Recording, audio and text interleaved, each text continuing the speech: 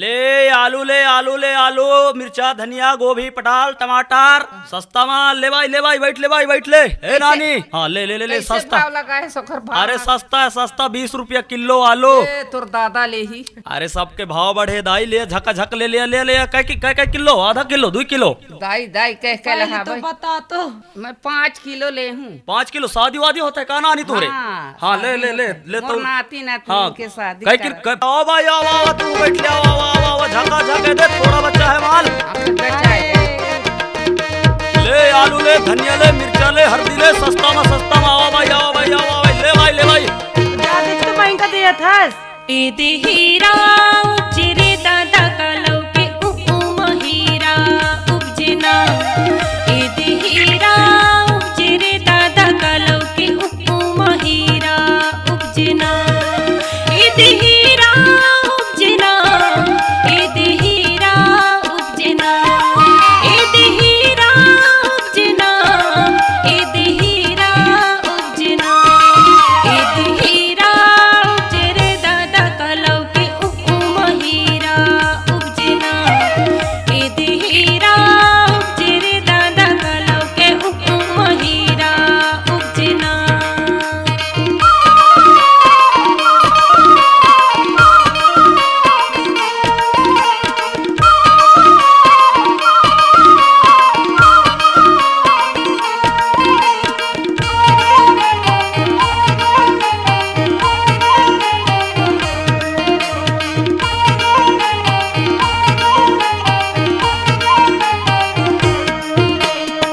चाटेदारे चाउर के भाव औ चाटे हरदी तेले के भाव राज कर दई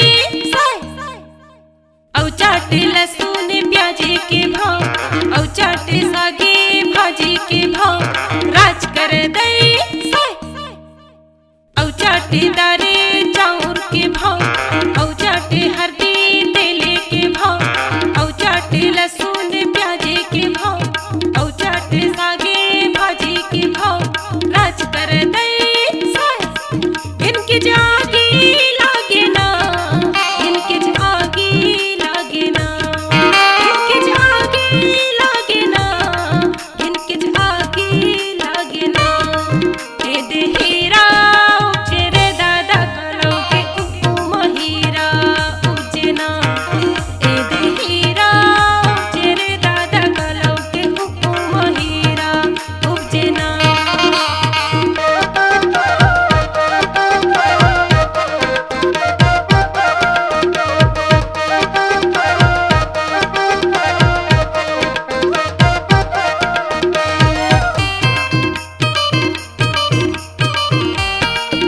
पहले 50 कमाल 20 में यदि बने बता थे हम चलिए फिर पाँच। देख लीजिए एहू झे मोटा आ जाएगा। आवा महंगा वाले सस्ता में एकदम सस्ता। ले सस्ता में साड़ी ले सस्ता में 100 रुपया 50 रुपया 90 रुपया 500 150 सस्ता में साड़ी ले भिलाई वाले साड़ी ले भाई। कैसे भाव लगाए है? अरे भाव पूछथस भाई कौन साड़ी लेवे ले बता जल्दी झका बढ़िया झक साड़ी ले हूँ। साड़ी लेवे आओ हाँ ये वाले लेवे 300 पढ़ी ये वाले 150 पढ़ी ये वाले 90 रुपया पढ़ी। ले भाई अति महंगी देत हस का? अति महंगा कहाँ दाई जान तो आजकल शादी उदी जमाना छा है। अबरा बढ़े सोना चांदी के भाव अबरा बढ़े कपड़ा लत्ता के भाव राज कर दई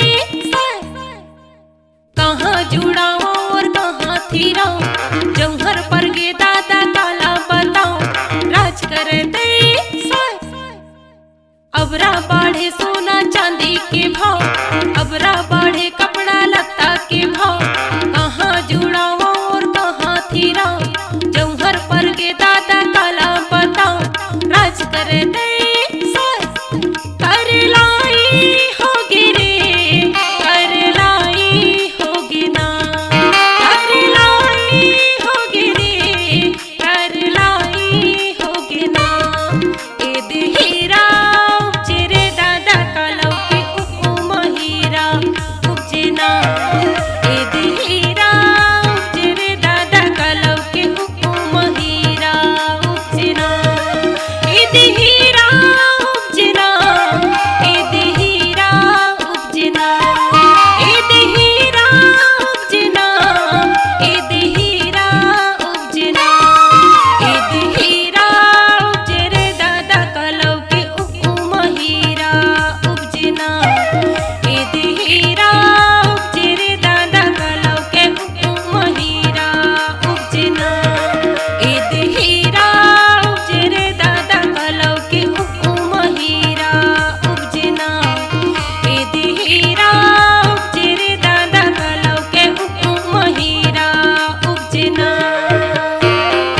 ज्यादा से ज्यादा 10 रुपया कम हो सकता है भाई।